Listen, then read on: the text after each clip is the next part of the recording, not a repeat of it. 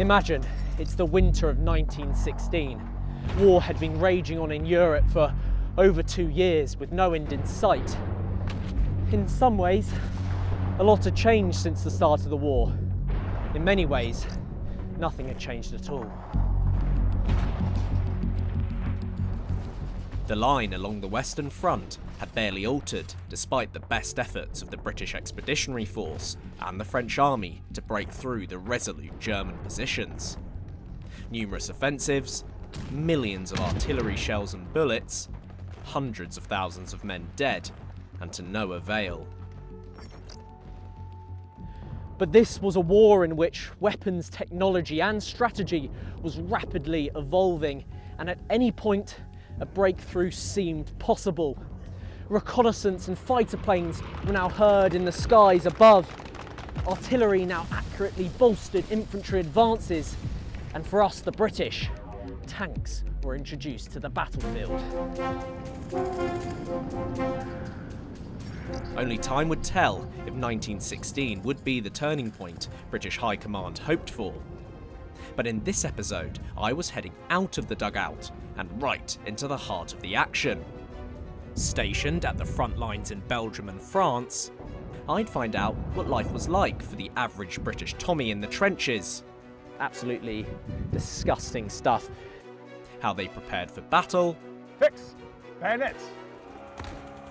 Imagine a year 7 with a machine gun that could knock down a brick wall at 2 kilometres. And how they dealt with the consequences of it. Brain surgery? There would be brain surgery happening? You've got neurosurgery going on. He's not just rebuilding people's faces, he's also giving their lives back as well. The question is, could you survive as a British infantry soldier on the Western Front?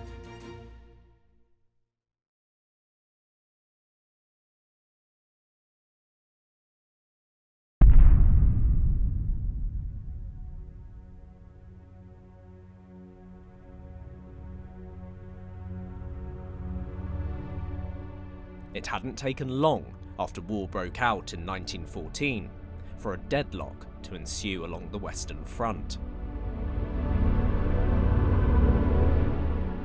As both Allied and Central powers entrenched themselves in a brutal stalemate, a series of major offensives and counter-offensives had resulted in staggering losses on both sides, yielding meagre territorial gains. By early 1916, the British Army had already lost more soldiers than in any conflict throughout its history. The deadly, mud-caked stalemate of trench warfare had started to take its toll, and an atmosphere of despondency seeped through the British ranks. After failing to break through the German lines, which stretched from the English Channel to the Swiss Alps, the Allies began to develop a new plan. A big push on the Western Front, which would coincide with attacks by Russia and Italy to the east and south. As with any major offensive, preparation began with mass conscription. Lord Kitchener's campaign, promoted by his famous "Your Country Wants You" poster, had encouraged over 1 million men to enlist by January 1915. But based on the army's casualty rate and the scale of the planned offensive, this was nowhere near enough. The government saw no alternative but to increase numbers by passing the Military Service Act in January 1916. This imposed conscription on all single men, with certain occupational exemptions, aged between 18 and 41, soon to be extended to all married men, when a second act was passed later in the year. Once you got the call, passed some routine medical examinations, swore your oath of allegiance and joined a unit, you'd be sent to basic training camp, where you'd learn army discipline, drill, and how to use your weapons. Following this, a short ferry across the channel, and within days you'd be at the front, where you'd come face to face with your commanding officer. Today, I was reporting to Captain Richard Townsley.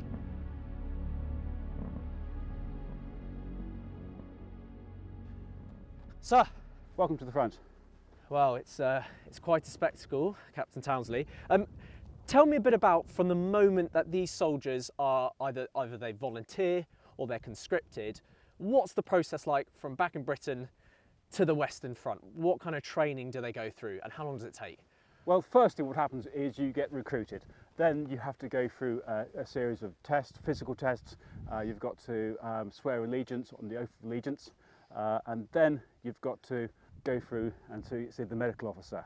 And so at that point, then you have to be a certain height, no illnesses, etc. And then once you're passed fit by the medical officer, then you can carry on with your training. Basic training in the British Army in 1914 is 12 weeks. So you learn how to soldier, you learn how to march, you drill, route marches, physical training, all of those sort of things, weapon handling. So all that basic training, it starts off in England, yes, doesn't it? Back in the depot. Right, okay. And then you get sent over Yes. by ferry. What happens then? Then what you need to do is you need to go to battle school, and there's some very famous battle schools at a place called Etaples, very famous for things called the bull rings. Often known as a very sort of brutal place. The soldiers didn't like it, the instructors were quite harsh on them, but you're being trained to deal with the trenches, how to live, how to fight, how to exist in the trenches. So we're talking bayonet fighting, we're talking trench routine, all of that stuff is taught there. When you've then passed that, you're sent to the front. Let's travel back to 1914. You have a lot of men volunteering. There's a big propaganda campaign. We always think of that Lord Kitchener poster. So the people in 1914, they're mostly volunteers, and then conscription gets sort of introduced later on in the war, correct? That's right, yes. So you have a mass recruiting thing right at the start of the First World War. You see posters, you see all sorts of different recruiting posters. Come and join the front, be part of it. Women of Britain say go, Yes, don't stay at home. You'd want to get to the front. You'd want to be part of the adventure. Don't think of sad Tommies in trenches at this point. Army life, you get paid well, relatively well, a shilling a day. Yeah. You get fed well, 4,000 calories a day, and to your backstreet miner up in Bradford or something like that up in the north, that's decent food. It's not a bad deal, is it? Exactly. Yeah. You get medical care, the best medical care anywhere in the world, the finest doctors, the best surgeons. And you get adventure as well. We're talking of a time with the British Empire.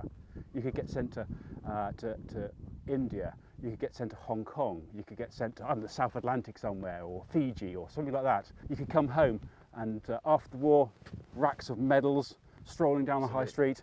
Oh, there, how are you going? I haven't seen you for a while. Absolutely. War So stories. it's the adventures of the Empire, and of course, you can do it with your mates at the start, right? Absolutely. Pals There's a- battalions. yeah. Tell me a bit about that. These are big, towns and cities you could join up with your friends. Pals battalions. What a great idea for recruiting. Sign up with your friends, serve with your friends, do your basic training with your friends. You'll never be separated from your mates, the people you grew up with in your streets and in your towns. Whilst the Secretary of State for War believed that overwhelming manpower, encouraged by the opportunity of serving alongside one's friends, was key to winning the conflict, others believed it would be the newly and better equipped Tommy that would lead to victory. By 1916, having learnt from the first 2 years of the war, British soldiers were provided with the best uniforms and military equipment of the time. Talk to me a bit about what I'm wearing as a soldier in 1916 and whether any of this stuff develops. I know that, for instance, they wouldn't have been wearing this at the start of the war. Starting at the bottom, we have our ammunition boots, so our B5s in this instance. So in the First World War, what they do is they apply dubbing to them. What we're trying to do is keep our boots as waterproof as possible. Standing orders say that in the trenches, every day, soldiers will change their socks. That's the one piece of clothing you will change every day, is your socks. You put dry ones, you put things like whale oil on your feet to try and keep your feet dry. Mm-hmm. And I've noticed that when I put these boots on, got spikes underneath, almost like studs. Almost like golf shoes. Yes, what's that about? This will give you grip on your boots, stop you falling over. Yeah. And also, it will stop the boots wearing out. It's a thing of supply. If you've got 150,000 soldiers who need boots, new boots, it's much better to give them studs at the bottom, so they'll wear out and you just replace the studs. That makes sense. And moving up, we've got this sort of cloth that you wrap around your boots and your trousers. What we've got here are puttees. Puttees, it doesn't sound like a very English word, does it? Puttees is an Indian word and it means wraps or bandages. The whole idea of puttees are to support your legs when you're marching, to finish off the bottom of your trousers, stop them flailing around the bottom. And the British Army fights in lots of different climates, places where there might be big scorpions or things. It stops things going into your boots, Right, okay. that sort of thing. Infantrymen were clothed with a tunic based on Norfolk shooting jackets, with plenty of pockets for personal items and field dressings, warm trousers and webbing which could house 60 pounds of equipment, including rifle rounds and gas masks. The most notable change from the start of the war, however, was what British soldiers were wearing on their heads. At the start of the First World War, they're marching to the trenches, they're marching off to war, and they're wearing a soft woolen cap on their head. Unbelievable. Well, it's all very well. When you're in the trenches, you're protected by the front, the parapet. You're protected by a wall of earth at the back, the parados. What isn't protected so much is your head. And so, late 1915, they introduced the Brodie shrapnel helmet to stop casualties. The weird thing is, when they introduced the Brodie shrapnel helmet, they see a massive spike in head injuries that have to be treated in hospitals. So we're seeing more head injuries. Now we've got helmets. We've now armoured your head, so we're seeing more head injuries. So does that mean the helmets are working? Well, my guess is actually maybe it means they are working. More people survive. If you've got a woolen cap on your head and a piece of shrapnel goes through your head, you're dead. You're going to be dead. Yeah. If you're wearing one of these things, it may bounce off, or it may penetrate the helmet and be slowed down so much it just becomes an injury. And so these helmets are working and they're saving so many lives. Yeah. The Brodie helmet, referred to by the German army as the salad bowl, would go on to be produced over 7 million times by the end of World War I, and would, in a variety of variants, continue to be used by the British Army until the late 1960s. Another piece of equipment which remained standard issue for British infantrymen throughout the First and Second World Wars, known for taking lives as opposed to saving them, was the Lee Enfield bolt-action rifle. This remains the same from the start of the war to the end of the war, but it's the trusty Lee Enfield rifle, albeit perhaps with some adaptations. Right, yes. Okay, so pass it over to me. Yes. So this is the short magazine Lee Enfield rifle. Arguably one of the best trench weapons or trench rifles. It's better suited to the trenches than the Mauser G98. It's well designed, it's accurate, it's fast firing. You've got 10 rounds in the magazine here. The German rifle, the G98, the Gewehr 98, has only got 5 rounds. We've got an instant 5-round advantage here. It's fast firing, it's fast loading. Up here, in, fire, fire. Rapid rate of fire. Yes. Yeah. You've got pockets for ammunition. On this side, you've got 75 rounds in charger clips. On this side, you've got 75. So you've got That's a lot of rounds. 150 rounds for your rifle. That's about 10 minutes steady firing. Yeah. You can take off the entire equipment in one go, like a waistcoat. It all stays together. If you look at the German equipment, if you look at the French equipment, you're putting it on bit by bit by bit, crossing over straps, all this sort of stuff. This is excellent stuff. What you're wearing today, it looks archaic to us, it looks old-fashioned to us, but this is the best set of equipment that any European army's got. Having learnt their lessons from the Zulu and Boer Wars, the British Army strove to become the best equipped force in Europe. Whilst elements of the French and German army uniforms harped back to the Napoleonic era, with their red pantaloons and pickelhaube helmets, the British had finally ditched their redcoat and adopted an early form of multi-terrain pattern uniform. The Lee Enfield was also a huge step up from the breech-loading Martini Henry and Lee Metford bolt-action rifles used in the wars of the late 19th century. Whilst basic equipment did not vary from soldier to soldier, your rank and roll on the front line would determine the weapons you used to defend yourself and your comrades. The Lee Enfield was by and large the primary weapon for the British infantry soldier, but it certainly wasn't the only one used against the Hun. So, Captain, when thinking about the First World War, my mind certainly leaps straight to this thing. This causes a lot of devastation, doesn't it? Absolutely. So what you've got here is the Vickers medium machine gun. Accurate and reliable. A weapon that was designed around the Maxim gun. In 1912, the Vickers company took a Maxim gun, turned upside down the mechanism inside, and therefore the Vickers gun was born. Tell me how we would fire this thing. Okay, so what you do, to load it, first of all, you would put the belt up here, belts of 250 normally, 303, .303. That's exactly the same round as the rifle fires. So the short magazine Lee Enfield will fire exactly so the ammunition is interchangeable.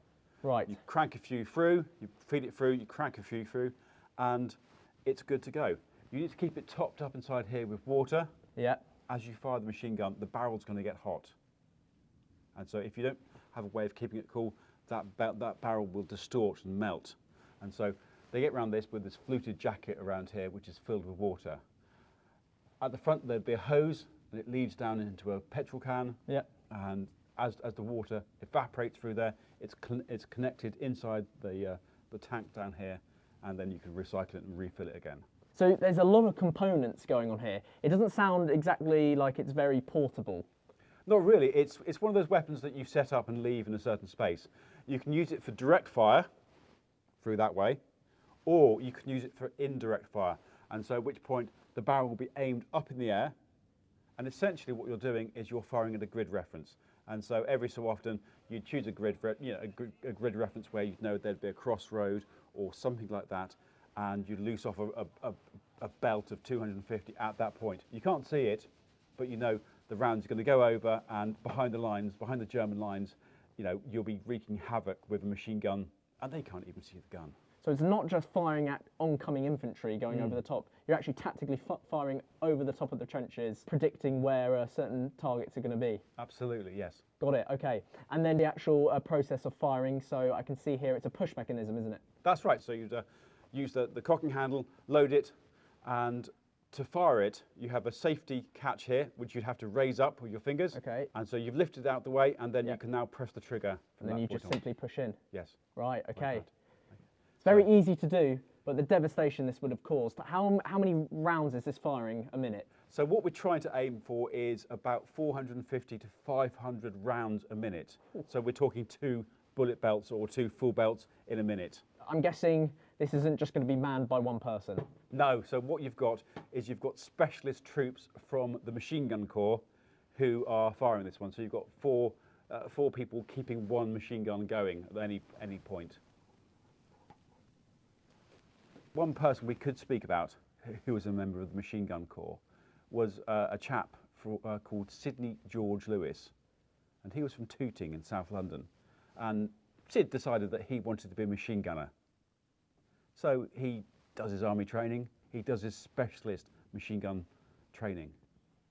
He gets mobilised, he gets sent over to the Somme area of France, and he serves in the Battle of the Somme in July 1916. Now I've seen Sid Lewis's birth certificate, and what it says is Sidney George Lewis was born on the 24th day of March 1903. 1903 to 1916, how old was he? He's 13 years old. He joins up at 12 and a half.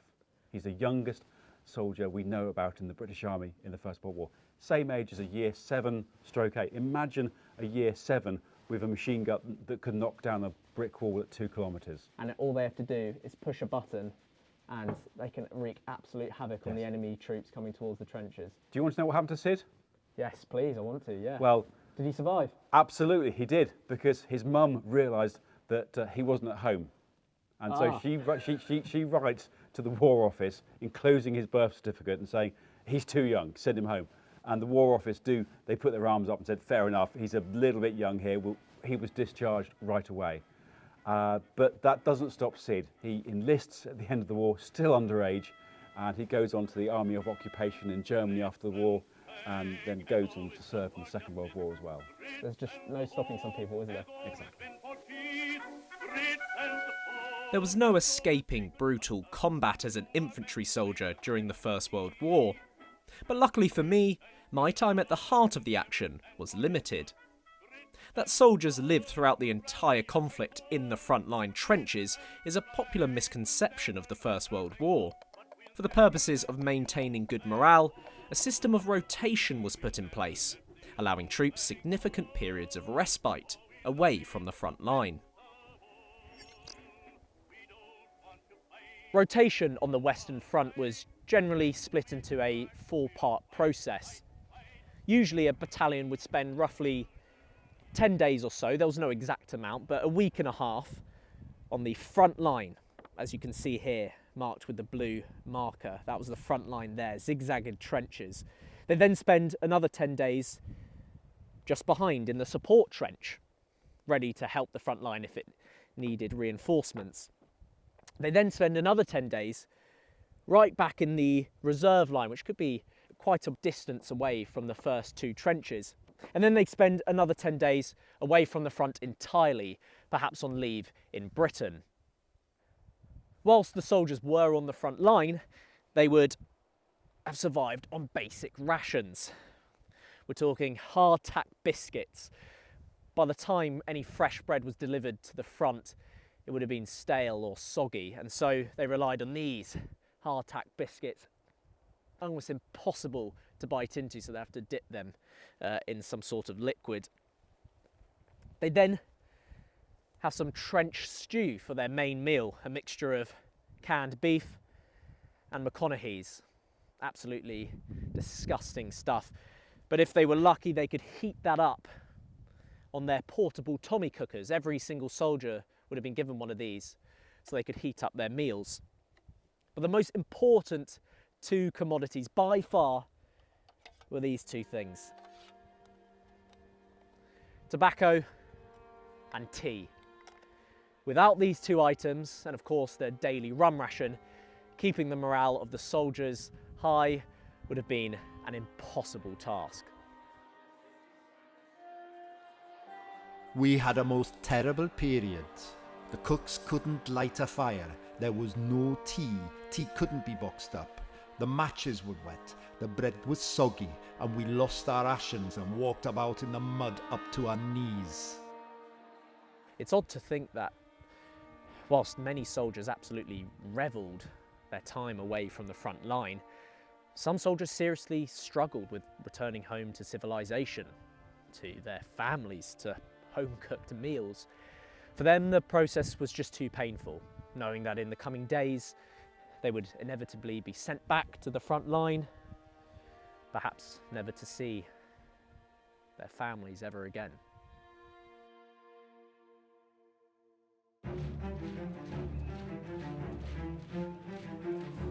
For the big push, the British hoped to attack the German lines in Belgium, but their allies, the French, demanded a joint operation at the point in the Allied line where the 2 armies met.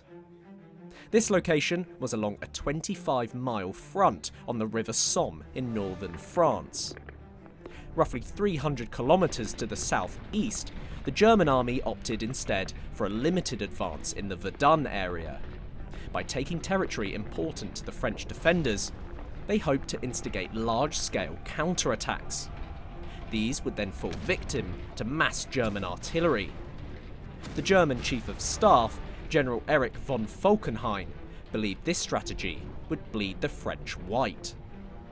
He hoped that the operation might also force the Allies to launch ill-prepared counter-offensives elsewhere, and to some extent, his plan worked. In order to assist their ally, the British would launch their attack on the Somme earlier than planned.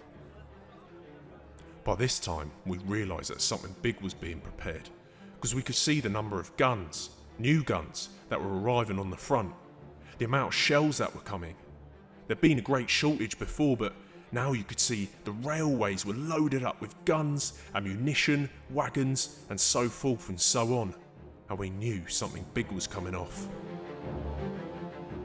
Artillery and the machine gun both symbolic of the deadly and mechanised nature of warfare, would play a crucial role in this offensive. But the Western Front also saw tactics of an era gone by.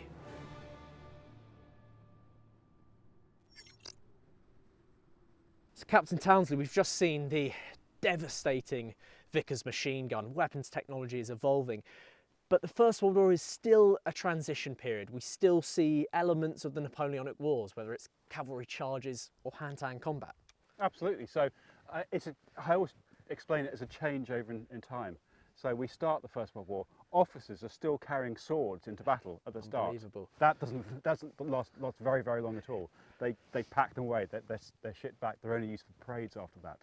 But it's a war where we start with swords, with lancers, with cavalry, with almost Napoleonic tactics. Yeah. And by the end of the war, we're into tanks, flamethrowers, chemical warfare, aeroplanes, all of this stuff. Modern combined operations warfare. But still, there's a key part of the offensive strategy that remains almost still a relic of the 1800s, and that is, of course, fixing your bayonet to your rifle. Yes, so before you go into the attack, the order is given, fix bayonets. Okay, that prompted me to take this out, whack it down like that. So, fix bayonets. It's what they were doing at the Battle of Waterloo. Absolutely. So it's very much part of, you are going into combat, you're going into action. The British Army trains with these in the First World War as part of your basic training. Right. And so they'll use sort of straw dummies, and you'll go in, and it's all about the offensive spirit. Okay? Yes. Closing with your enemy, and you will use this when you close with your enemy. It's very important. It's still part of the British Army's training to this very day. Right. They will still train with bayonets. Because if you run out of ammo, or your rifle jams, as they so often did in this period, you need a way of defending yourselves. It's also partly terrifying your enemy. Yeah. If you have a whole battalion, 1,000 men coming towards you with these things fitted, they know that if you close with them, that's going to end up through your gut. 18 inches roughly. Yes. Cold steel. And so how would they have been using them on the battlefield? Is it a case of as soon as they go over the top, they're fixing bayonets? You fix beforehand. So, Okay. so as part of the preparation, the last few minutes beforehand, before you're about to go over the top, the officer's looking down at his wristwatch. Yeah. Something that came in very much in the First World War, and you'll hear the order to fix bayonets.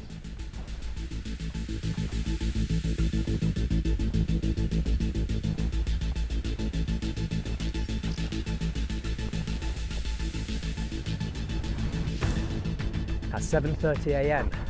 on the 1st of July 1916, British soldiers climbed out of their trenches and headed towards German lines. Now, the perpetual myth that soldiers would have simply walked like this throughout the war towards enemy positions actually originates from this day. Concerned with the lack of experience of many of the troops taking part, some commanders actually ordered units to walk slowly in waves towards the German trenches. In reality, most soldiers would have ran towards enemy lines, finding shelter in any of the numerous craters littered around no man's land.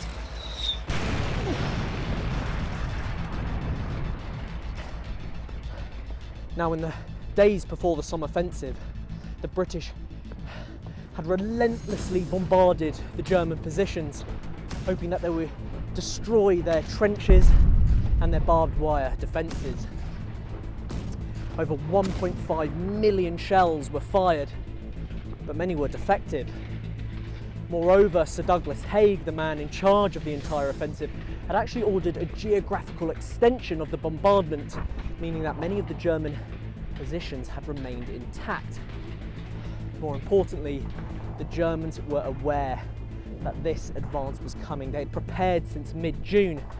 They'd kept their heads down, and so when the time came, they simply manned their defences again and waited for the British to enter into their line of fire.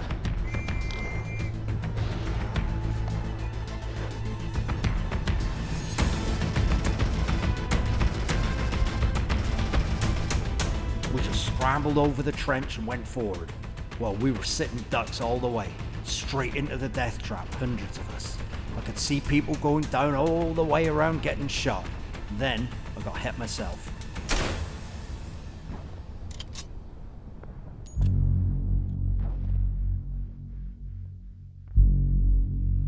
The soldiers were met with a bombardment of machine gun fire, artillery barrages, and a hail of bullets from the well-entrenched German troops. It was a bloodbath. The first day of the Somme was the deadliest day in British military history. Of the 57,470 British casualties, 19,240 men had been killed. It wasn't long before the military hospitals became swamped with the wounded.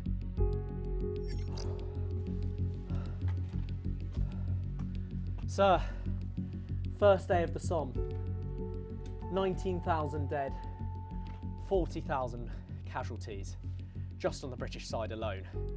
Tell me, what were the conditions like in these casualty clearing stations after those first few hours?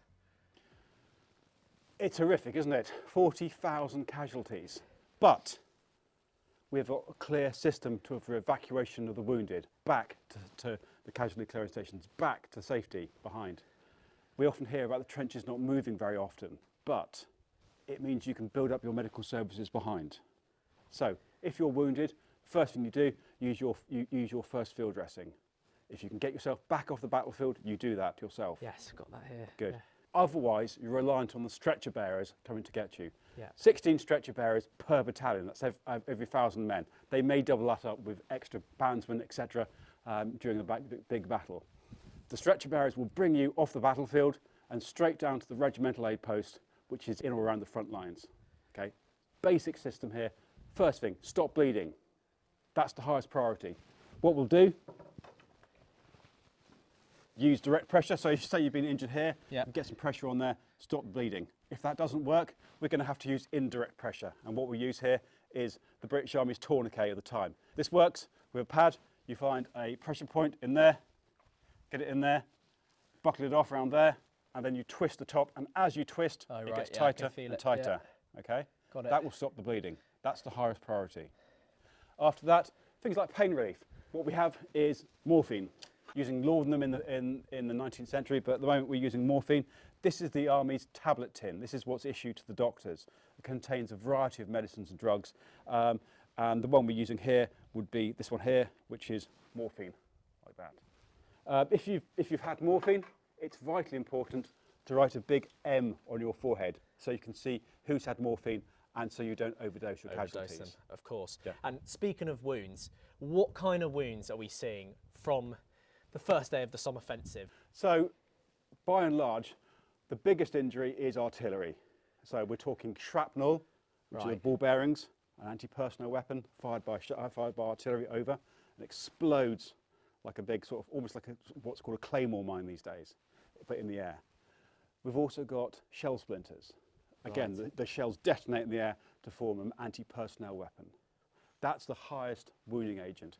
58.5% of all wounded soldiers seen at the casualty clearing stations have that injury.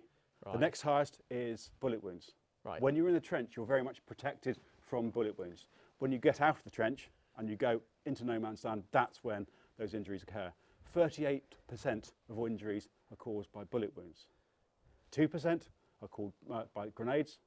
Okay. And 0.32%, so the official statistics say, are caused by bayonets. Right.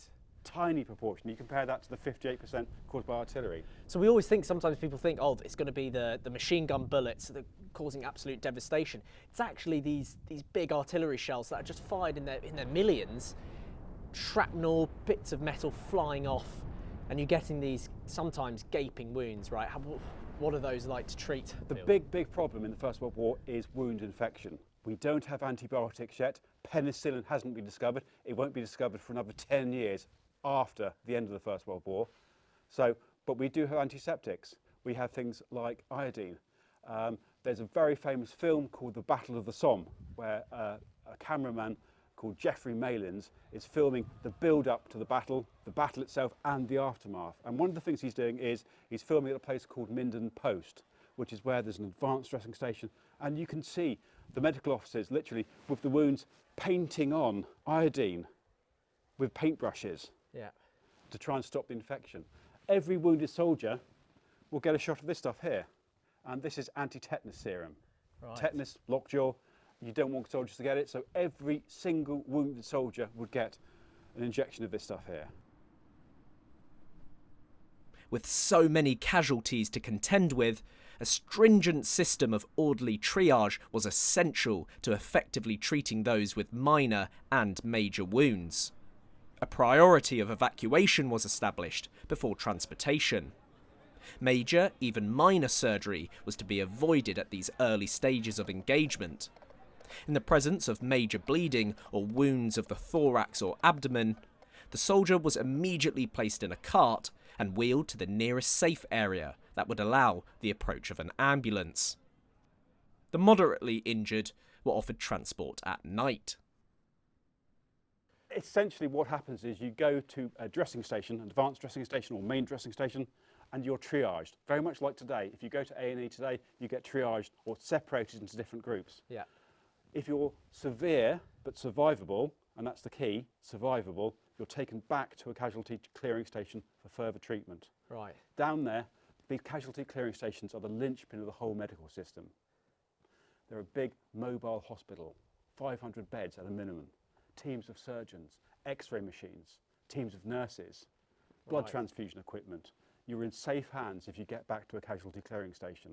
And that's like you said at the start, there's a huge amount of casualties, but the British do have the infrastructure. It's not like these sort of, you imagine from the Crimean War, these makeshift hospitals and there's dirt and rats everywhere and just blood and gore. There's an efficient process for the soldiers. Absolutely, yes. So, you know, it's 40,000 casualties on the first day of the Somme, in the morning of the first day of the Somme, on the 1st of July 1916.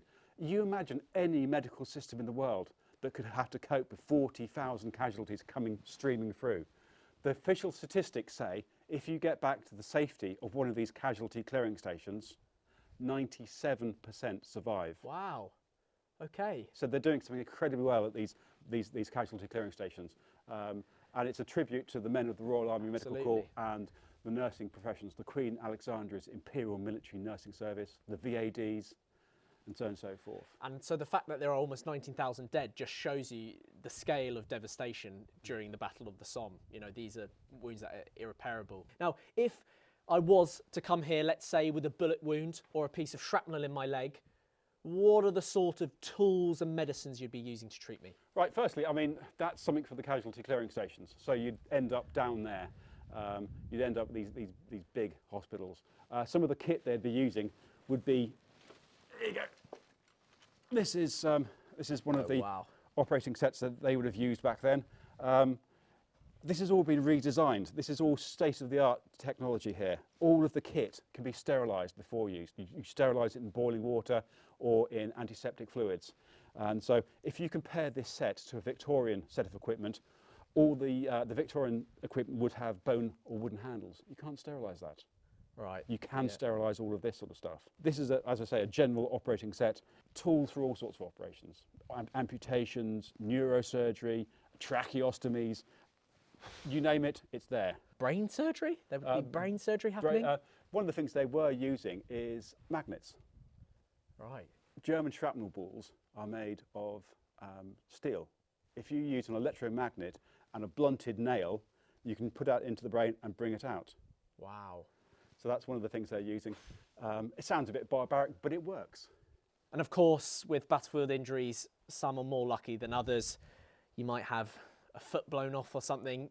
You might have shrapnel in your leg and you need potential surgery. Talk to me about the different sorts of operations that would have been done on the front. Okay, so an amputation would be quite a common thing in a casualty clearing station. Okay, what I've got here is the Army issue amputation saw. It's for capital amputations. What I mean by that is a capital amputation is removing arms or legs, so right? Not decapitation. It's a big thing. It's not very good for you. Okay. You'd have to obviously knock them out first. You'd have to anaesthetise them. This is something called the Schimmelbusch mask. And to anaesthetise your patient, what they'd do is they'd place the mask over the patient's face and then drop chloroform or ether directly onto the mask, and then you inhale it. So that's good to know that if they are going to go through amputations, they're not going to have to bite down on a bit of pencil or something. Yes. With no access to antibiotics, which would be discovered a decade after the war had ended, it is easy to conjure up scenes of chaotic and horrifying conditions within the medical clearing stations and hospitals. The reality was to the contrary. Treatment facilities in this period were, ironically, far less archaic than the tactics employed on the battlefield. Portable X-ray machines, brought to the front by Marie Curie, were available to scan soldiers and aid in diagnosis, whilst blood banks had also been set up behind the front lines, ready for transfusions. Moreover, those who were unfortunate enough to suffer major facial disfigurement now had a source of hope. Many people came back with facial injuries from the First World War. Right. And it's a devastating thing to have. If your whole face has been smashed up by a gunshot wound or artillery explosion, then you need to have your face rebuilt. Plastic surgery doesn't really exist before the war. Enter somebody called Harold Gillies, who's a New Zealand surgeon, and he develops systems of rebuilding people's faces. He's not just rebuilding people's faces, he's also giving their lives back as well. Wow. So an early form of sort of facial reconstruction. Yes. That's incredible. And would these soldiers then be sent back to the front line? I guess it depends on their injury. Absolutely. If it's a small shrapnel wound, they might be sent away for a bit, but Yes. they'd be sent back. Absolutely. It depends on your injury, depends on if you can serve again. You could be medically downgraded. And so if you're not frontline material anymore, maybe you could work behind the lines in the warehouses or whatever behind the lines. But if you're well enough, you'd go back into action and back to the front. Non-stop. Never stops, does it? Even if you pulled through surgery and survived your battlefield wound, the biggest danger to your life was never far away. In fact, it was all around you. Having captured a significant amount of enemy territory, the German army often dug their trenches before the British and French, and on the highest ground possible. More inclined to stay put and defend their positions for an indefinite period of time, German soldiers reinforced their positions with concrete and steel beams. In contrast, British trenches were less protected, they were shallower, and if the heavens opened, and let's be honest, in Flanders they were always likely to, full of water. Now, unlike the German trenches, which had efficient drainage systems, British positions soon became these quagmires of mud and water. You see those images of troops wading through water up to their knees. This, of course, led to diseases, which spread quickly throughout the network. There were three main ailments, the so-called trench diseases, that became hugely problematic on the Western Front during the war. The most notorious of these was called trench foot. The prolonged exposure to wetness and cold, especially in the lower limbs, caused troops immense pain, swelling, blisters, and even nerve damage. If left untreated, gangrene would develop, often leading to amputation. Trench foot became a serious problem for the Allies, leading to 75,000 casualties in the British Army alone. Lice also plagued soldiers during World War I. Whilst there was no typhus outbreak, trench fever, caused by a related organism, had a severe impact on troops. The symptoms included severe headaches and muscle pains, leading to temporary incapacitation. With no effective treatment, soldiers required bed rest for recovery. Though fatalities were rare, up to 80% remained unfit for duty for months. 800,000 cases were recorded in the British forces. Lastly, trench mouth, or acute necrotizing ulcerative gingivitis, affected soldiers in World War I trenches. This condition, caused by bacterial overgrowth, led to bleeding, ulceration, and bad breath. Painful gums made eating and talking difficult. Poor oral hygiene, stress, bad diet, lack of rest, and heavy smoking contributed to its onset. To combat these nasty trench diseases, more attention was placed on basic hygiene, fumigation, irrigation, and sterilisation of clothing and bedding. Troops in flooded areas were soon issued with waterproof gumboots and waders, and these elevated duckboards were installed to keep the soldiers dry. Healthcare was improving, equipment was changing, weapons were evolving, and soldiers were adapting. Despite these necessary adjustments, those at the top of Allied High Command knew that the best way of preserving lives was to end the war as quickly as possible. In an attempt to combat the stalemate, the British turned to mobile armoured vehicles, launching a top-secret weapons programme called the Tank Project.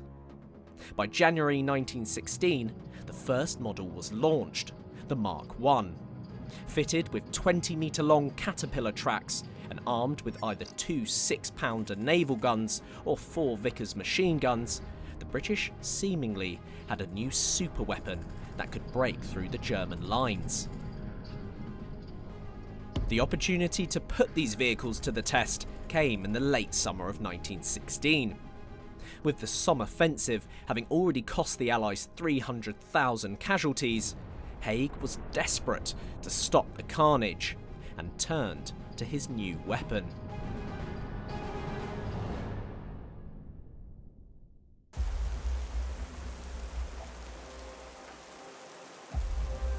For a final push north of the Somme River, Haig had amassed 200,000 soldiers and 700 artillery pieces.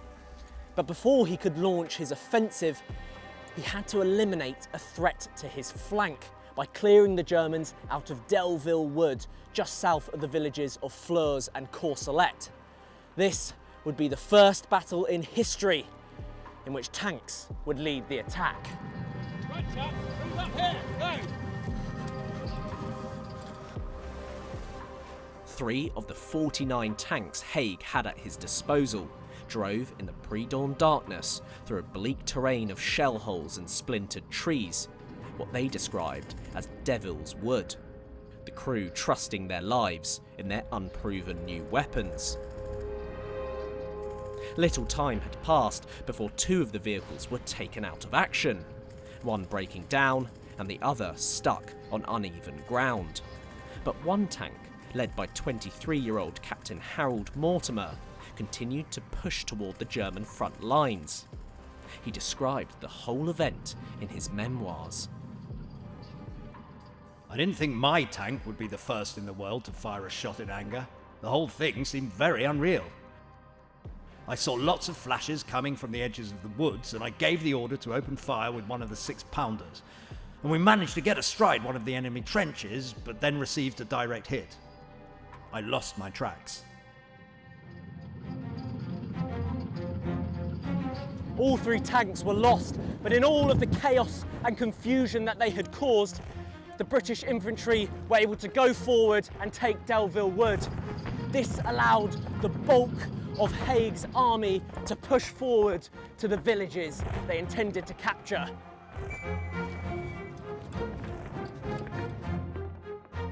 The British were to score a decisive victory at Flers-Courcelette, with the villages captured and significant casualties inflicted on the German front divisions. Yet the wider offensive had been horrifically costly for all belligerents. After 141 days of battle, British, French and German forces recorded over 1 million casualties. When the Battle of the Somme came to an end, 420,000 British men had lost their lives. Within the wreckage, a glimmer of hope nonetheless shone through. A sign that, perhaps with further trial and error, the British may have found the key to unlocking the stalemate.